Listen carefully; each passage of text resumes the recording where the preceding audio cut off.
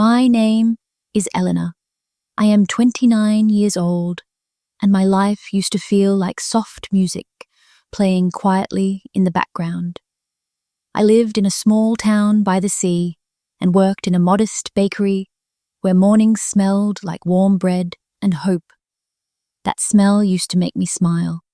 I loved the rhythm of slow days and the hush of empty streets. I used to love life. I used to smile every single day. Then I met Daniel. On a rainy afternoon, the kind of day where the world feels a little slower. He walked into the bakery, dripping with water, and instead of complaining, he smiled and said, "This place smells like home."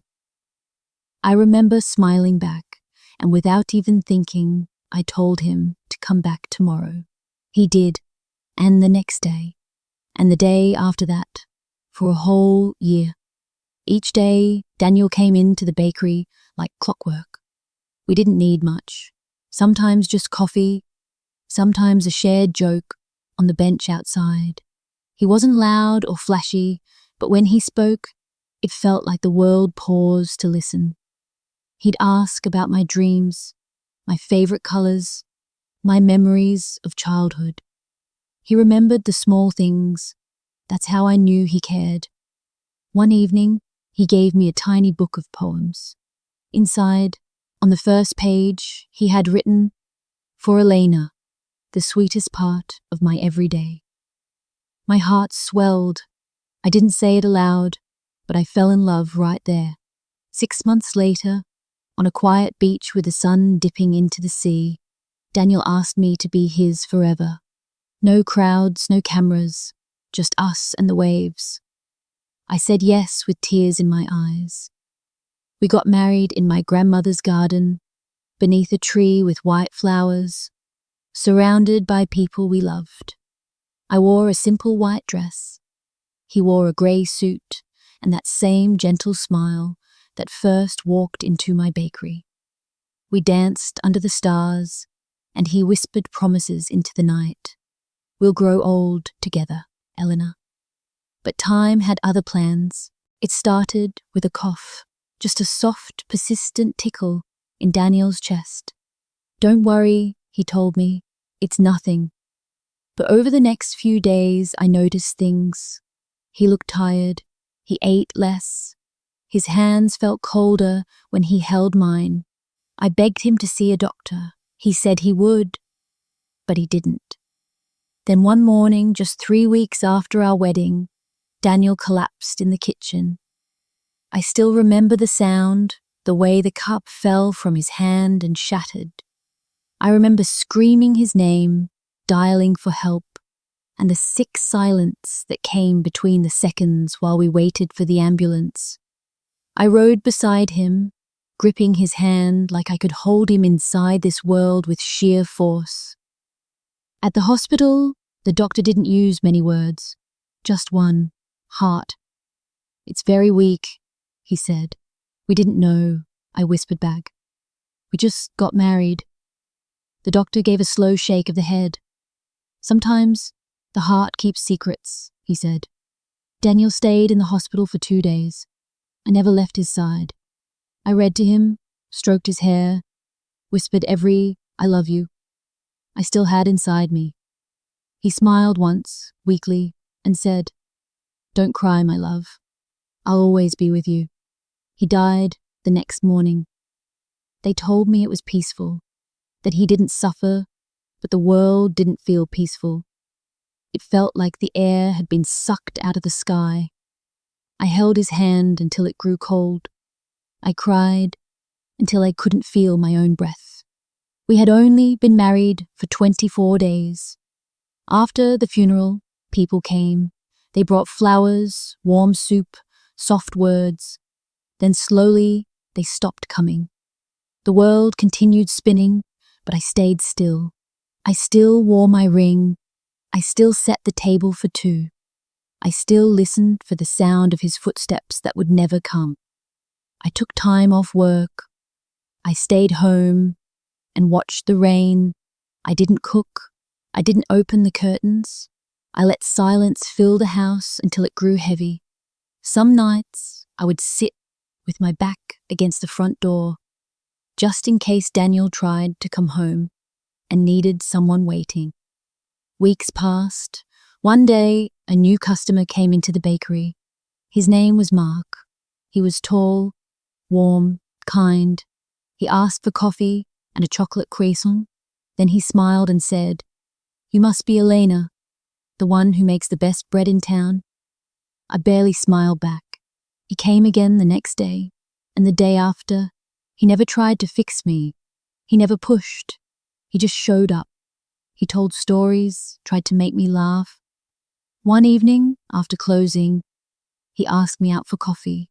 I said no. I wasn't ready. He nodded and said, "That's okay." Still, he kept coming back, just to talk. He shared stories about his dog, his sister, his favorite books. I mostly listened. Some days I smiled without realizing it. Eventually, he asked again, "Let's go for a walk." No pressure. I looked down at my ring, then at his eyes. "I still love someone else," I said. He didn't flinch.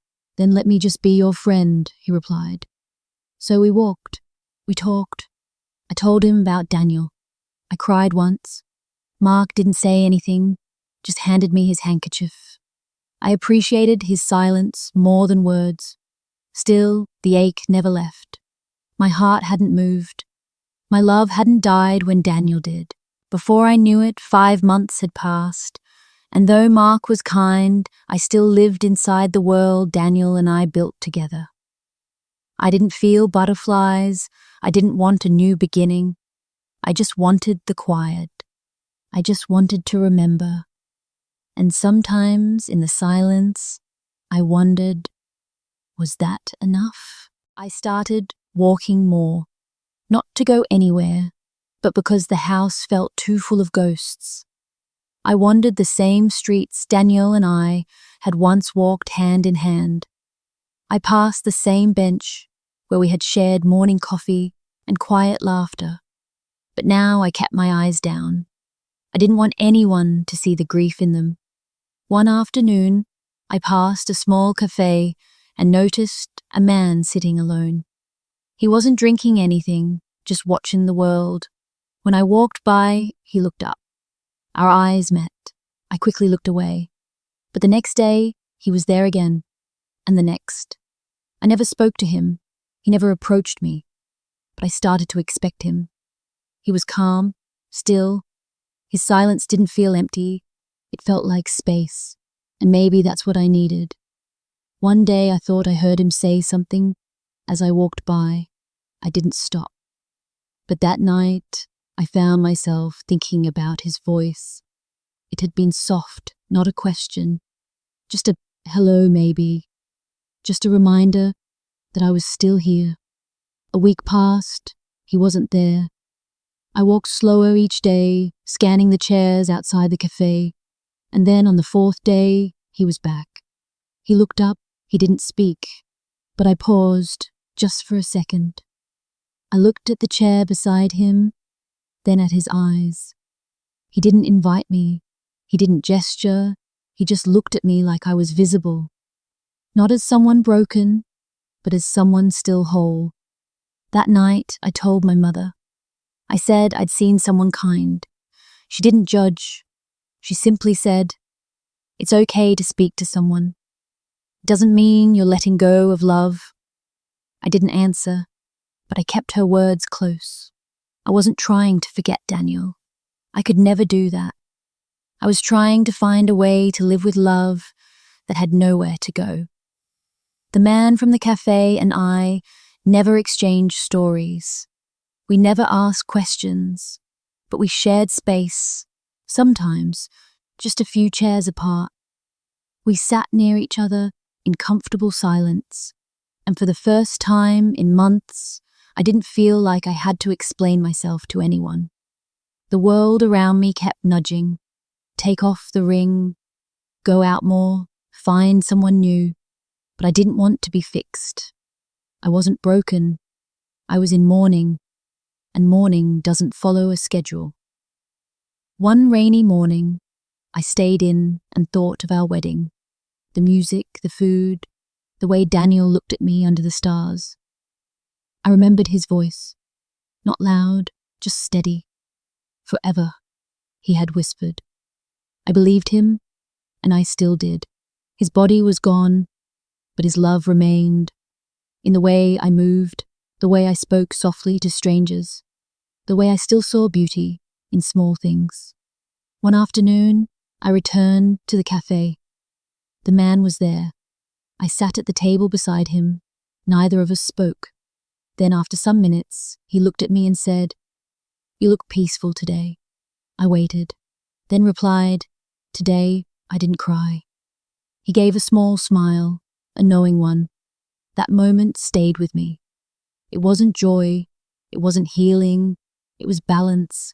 I was learning how to carry grief without collapsing beneath it. Over time, we talked more. Nothing deep. Weather, books, a bird on the fence. We never touched. He never asked why I still wore my ring, and I never offered the story. He didn't need to know everything to understand me. That was enough. Seasons changed, the days cooled, and slowly I found myself enjoying small things again. A warm drink, clean sheets, the laughter of children in the park.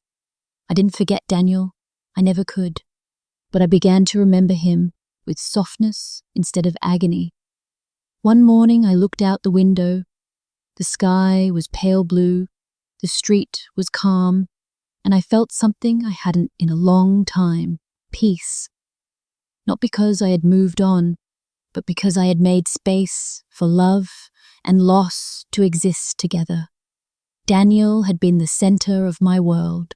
He still was, but he had become part of my strength, not my sorrow, and I knew then, quietly, fully, I would be okay. Sometimes the most beautiful stories are the ones that don't end with a new beginning, but with a quiet continuation. If you're still here, listening, thank you for walking this long and tender road with me. I don't know where you are in your own story. Maybe you've loved and lost, or maybe you're just afraid to love at all. Either way, I hope you understand now that grief doesn't ask for permission and healing doesn't arrive on a schedule. Some days you'll still cry, and that's okay. Some days you'll smile and feel guilty. That's okay too. Some mornings the sun will rise and it won't hurt as much to watch it. Let that be enough. I still wear my ring. I still walk past the places we once laughed. But now, when I do, I carry him, not like a wound, but like a part of the sky I can never touch, yet always feel above me. Love doesn't disappear when someone dies. It just becomes something else, quieter, deeper, woven into the way we live and the way we remember. So if today you feel broken, I hope you also feel brave. If you feel empty, I hope you know that space can be sacred.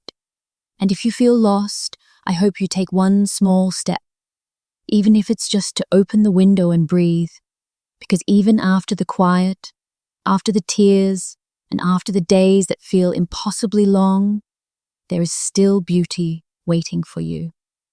Not to replace what was lost, but to remind you that you are still here and you are not alone. Through this video, you have learned many concepts and effects of love. Hopefully, with that useful knowledge, it will help you achieve results with love as soon as possible. And don't forget to follow the channel, like, and ring the bell to see the latest videos about love. See you soon